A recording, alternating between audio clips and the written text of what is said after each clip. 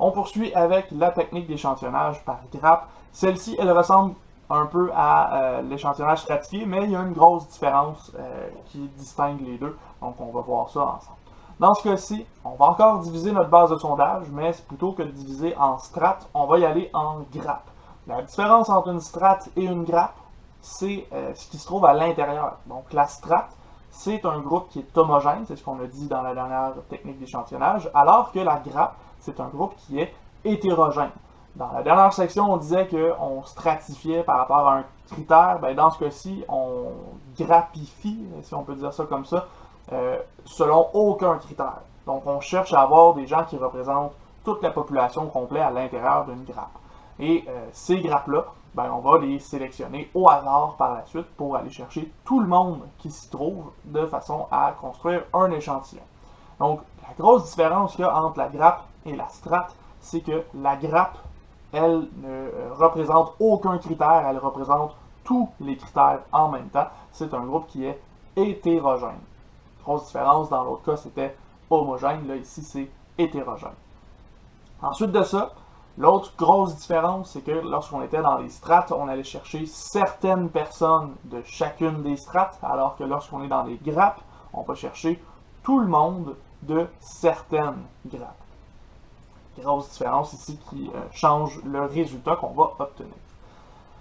Maintenant, pourquoi est-ce qu'on voudrait faire un échantillonnage par grappe? Ben, dans ce cas-ci, comme on a seulement besoin de certaines grappes, on n'a pas vraiment besoin d'une base de sondage qui est si complète que ça. On peut s'en tirer sans avoir la base de sondage au complet. Et comme on fait la grappe, ben, dans ce cas-ci, on peut aussi aller chercher du monde qui sont plus éloignés, moins éloignés. Donc, on peut facilement contrôler les populations qui sont plus étendues, dans un sens.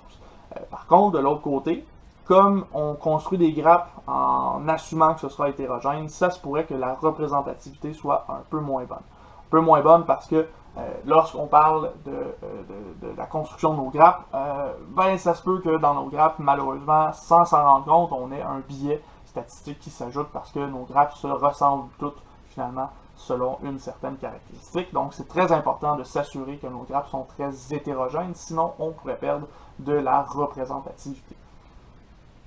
Ensuite, lorsqu'on construit nos grappes, quelque chose qui peut se passer si on les construit, par exemple, par rapport à certains quartiers, certaines places où les gens résident, on pourrait avoir des gens qui se ressemblent beaucoup idéologiquement parlant. Donc, finalement, on pourrait perdre encore de la représentativité dans ce cas-ci. Encore une fois, ça revient à construire nos grappes de la bonne façon. Et finalement, un inconvénient qui, malheureusement, est incontournable lorsqu'on fait des grappes, c'est très difficile de mesurer réellement la taille de notre échantillon, de s'assurer qu'on contrôle bien cette taille-là, parce que nos grappes peuvent être de plusieurs grosseurs différentes.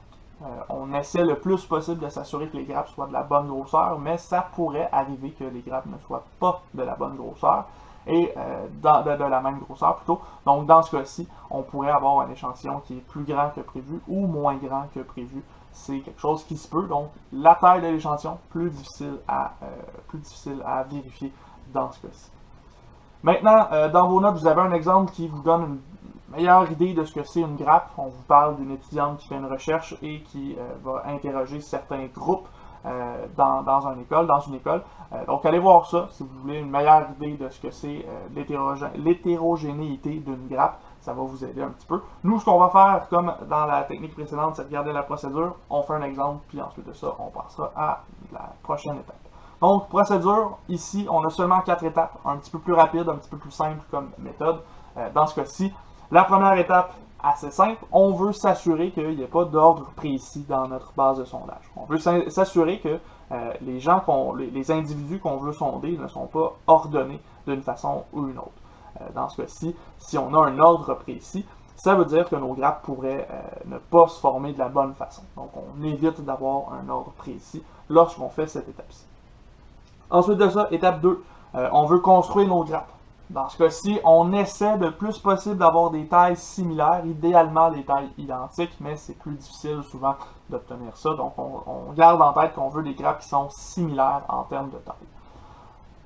Par la suite, on va numéroter les grappes, pas les individus, les grappes, parce que ce sont les grappes qu'on va sélectionner au hasard, c'est celles-là qui vont nous intéresser réellement. Et finalement, lorsqu'on a numéroté nos grappes, avec un échantillonnage aléatoire simple, on va aller sélectionner ces grappes-là et tous les membres de ces grappes-là vont être ajoutés à notre échantillon pour faire notre étude statistique. Ceci étant dit, on va mettre en application cette procédure-là dans un exemple. Vous l'avez dans vos notes, je vous invite à aller voir ça. Moi, je vais arranger mon tableau pour qu'on puisse faire ça et on se revoit dans un instant. Donc, on regarde ensemble cet exemple-là. Vous l'avez dans vos notes au bas de la page 20. Encore une fois, ici, on se donne le département de maths et on cherche à faire un échantillonnage par grappe là-dessus. Je vous indique tout de suite qu'on veut 8 personnes, donc ça va nous être utile lorsqu'on va former nos grappes et ça va nous être surtout utile pour bien construire, pour bien choisir le nombre de personnes qu'il va y avoir dans chacune de nos grappes. Donc, on y va avec la première étape. Dans ce cas-ci, la première étape, c'est assez simple, on vérifie est-ce qu'il y a un ordre dans la base de données ici. Dans cette base de données-là, il y a effectivement un ordre. L'ordre est alphabétique. Est-ce que ça a une influence dans ce cas-ci? Non, pas vraiment. Il n'y a pas vraiment de problème à avoir une base de données ordonnée en ordre alphabétique. Ici, un type de problème qui aurait pu arriver, c'est plutôt avoir une base de données ordonnée selon le sexe, selon l'âge, selon toutes sortes de caractéristiques qui pourraient être une variable utile pour notre étude. Donc, dans ce cas-ci, c'est ordonné en ordre alphabétique, c'est pas grave, on laisse ça de côté, ça nous dérange pas trop. Ce qu'on va faire, donc, à ce moment-là, c'est assumer que c'est correct. Il n'y a même pas besoin d'écrire qu'est-ce qu'on fait, on ne le fait pas. On passe à l'étape 2 directement, où là, on va devoir former des grappes de forme de taille semblable. Et là, ici, comme je vous ai donné la taille de l'échantillon, et que cette taille de l'échantillon-là est arrangée, là aussi, avec le gars des vues, on va être capable d'aller chercher quelque chose de plus facile pour les grappes. Dans ce cas-ci, on cherche à avoir 8 personnes. 8 personnes, ça pourrait être 2 grappes de 4 personnes, ça pourrait être 4 grappes de 2 personnes, ça pourrait être 8 grappes de 1 personne, ça pourrait être une grappe de 8 personnes. Et avec ces choix-là, on va regarder qu'est-ce qui se passe dans notre base de sondage si on essaie de faire ça. Notamment, il y en a une en particulier qui va être absolument ridicule. Ce sera d'aller chercher une seule grappe de 8 personnes, comme on a 12 personnes. On ne peut pas faire plus qu'une grappe de 8 personnes, ce qui veut dire que c'est un petit peu farfelu de faire ça. On va avoir une grappe de 8 puis une grappe de 4. Ça réduit beaucoup les choix qu'on a par la suite. Un autre choix qui sera un petit peu bizarre, c'est de faire 12 grappes de une personne dans notre base de sondage, parce qu'après ça, ça redevient un échantillonnage aléatoire simple. Donc, 12 grappes d'une personne, on va éviter ça aussi. Ce qui nous reste, c'est donc des grappes de 2 personnes ou des grappes de 4 personnes.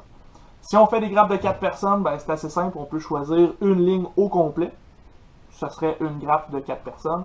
Si on fait des grappes de 2 personnes, ben, on peut sélectionner la moitié d'une ligne au complet. C'est quelque chose qui est possible. Et on remarque quelque chose dans les deux cas que je viens de mentionner. Et ça me permet de vous indiquer que les inconvénients qu'on peut rencontrer sont vraiment faciles à obtenir. Donc dans ce cas-ci, l'ordre alphabétique a fait en sorte qu'à la fin, on a 6 femmes de suite dans notre base de sondage. Ce qui fait que si je coupe ma base de sondage en 3 grappes de 4 personnes, je vais avoir une grappe de 4 personnes qui contient seulement des femmes. Ça ne représente pas beaucoup le reste de notre population. On aimerait plutôt avoir une grappe qui contient quand même le 2 tiers de femmes et le tiers d'hommes, comme on a vérifié dans nos strates. Mais là, on ne pourra pas. Donc, dans ce cas-ci, nos grappes vont être un petit peu biaisées, un petit peu moins hétérogènes que ce qu'on voudrait. Donc, c'est ici un exemple direct de ce qu'on rencontre comme problème avec cette méthode d'échantillonnage-là. On a ici un peu perdu notre représentativité en séparant en grappes de 4 personnes. On pourrait le faire en grappes de 2 personnes. Si je resépare dans le milieu ici, on se rend compte que ben là, on a un problème qui est encore pire parce que chacune de nos grappes est homogène au point de vue du sexe. La première grappe a 2 filles, la deuxième 2 gars, troisième 2 gars, ensuite de ça, c'est 2 filles partout. Donc, d'y aller en grappe de 2 personnes, c'est pas particulièrement mieux ici. Et là, ici, j'y vais vraiment en choisissant les pires façons possibles de faire mes grappes pour que vous voyez qu'il y a vraiment un inconvénient réel qui apparaît lorsqu'on crée ces grappes-là. Donc, pour l'instant, ici, nous, pour que ce soit pas trop compliqué, on va y aller avec des grappes de 4 personnes. C'est un choix qu'on fait dans ce cas-ci. Donc, la taille de nos grappes, ce sera 4 personnes. Donc, avec cette information-là, je sais que je vais devoir choisir 2 de mes 3 grappes pour construire mon échantillon.